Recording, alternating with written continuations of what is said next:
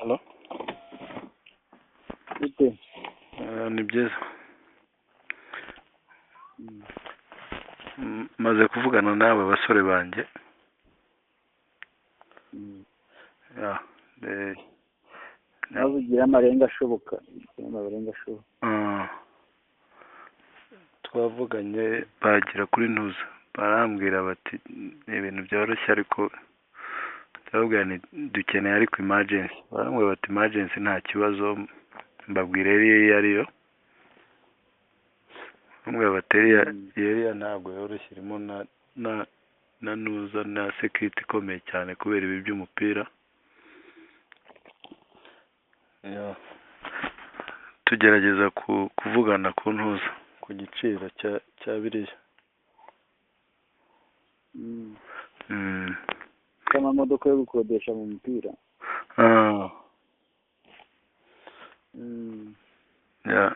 So bo barambwira bati uko byagenda byaba 250 twarangiza ugahita uduhereza. Ndababwira nti ariko ni ibintu bishakwa uyu munsi byibuze, ni kandi jyewe ndi garanti biramutse binaniranye mwankoresha icyo mushaka. Barambwira bati se wowe baranseka bati wowe hari ugukeneye.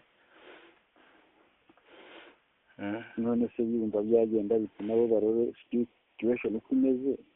Bambwiye ngo sinongeye no kubahamagara rwose, niba bambwiye bati 250 tugakora ibyo dukora, akazi kawe karangira ugahita uduhereza indi tukikomereza. Ati nawe uhibereye. So atari ibyo ngiki 250 mbere yuko 250 hanyuma barangiza akazi nkabaha indi uzabaha izindi. Nawe baravuga 500. Ariko ni ukubanza umuntu akabaha 250 y'akazi bakagakora, ayo yandi umuntu akayabaha nyuma. Urumva ntabwo bishoboka. None se wayabagezaho gute?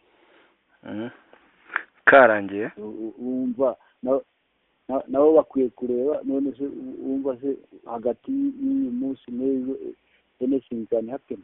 Nabo bagomba nabibasobanuye. Barambwira bati ibyo ntago bibareba, nzabashake mfite ibyo bakeneye, nimba nafite sinzongera no kubahamagara ahubwo mbabwira ibyo bintu. So ndabihorera nanjye nagakomeza kudiscussing ibintu byinshi nabo ku telefone.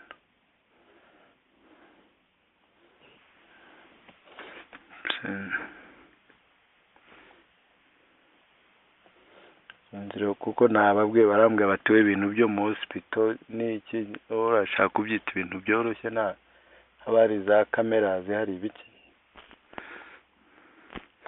Ndababwira nti ntabwo byoroshye ndabizi, ariko icyo nshaka nuko birangira ndabaha garanti yihe. Ndababwira nti jyewe bidashobotse mu nkoresha icyo mushaka. Barambwira bati we ntawe ugukeneye rwose. Barananseka cyane. So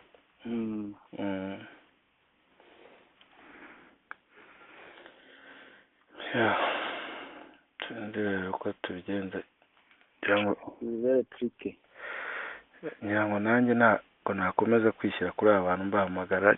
Nabonye nkira ba bandi ba mbere baba simbizi, ntabwo nshaka kujya muri byinshi ntazi ko ndi burangize tanzanira ibibazo.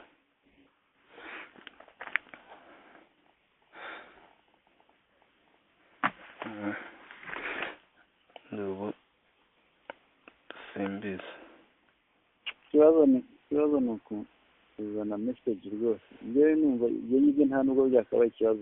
Ikibazo ni ukuzana message. Ariko iyi ni kugezaho ni case iri emergency. Ushobora gufata umuntu muri emergency wayikubita. Uzi emergency bivuze iki? Emergency icyo mubwira message ikibazo ni uko message yahagera. Message ko uyu munsi ni ku cyumweru. You cannot mobilize. Sinzi ko wabigenza rwose, ariko ubishoboye wafata umuntu ukamushyira ku ndege ibintu tukabirangiza, kuko bizagera ahantu. Ibyo ngibyo rero ntabwo ari cyo kibazo. Ibyo ngibyo ntabwo ari cyo kibazo, ahubwo ni uko ari ku cyumweru. Ariko ku cyumweru ariko ziragira kiragenda yakoresha Kenya Airways n'iki bintu nk'ibyo. erega icyo nkubwira how do you hari ukuntu amategeko aba ateye ku buryo kubona ibyo bintu byose ateguwe biri almost impossible. Yeah. So ngira ngo tubihorere turebe na result bari butange hano turebe uko bimeze simbize ko sinshaka kongera kubahamagara n'ikintu ndisirasinga nabo. Reka nze ngerageze ariko nyine icyo nicyo kibazo rwose. Ngira ngo gerageza urebe ubwo njyewe ngiye gusubira iriya ngerageze ndebe basaba gushakisha ukuntu twavugana. Naza gushakisha nka ryari none se ubu ngubu ngiye kwiruka bikomeza niruka ko hano sinzi igihe turi buhavire, ntabwo nzi igihe turi buhavire rwose. murahava nijoro twahavuye mu after midnight.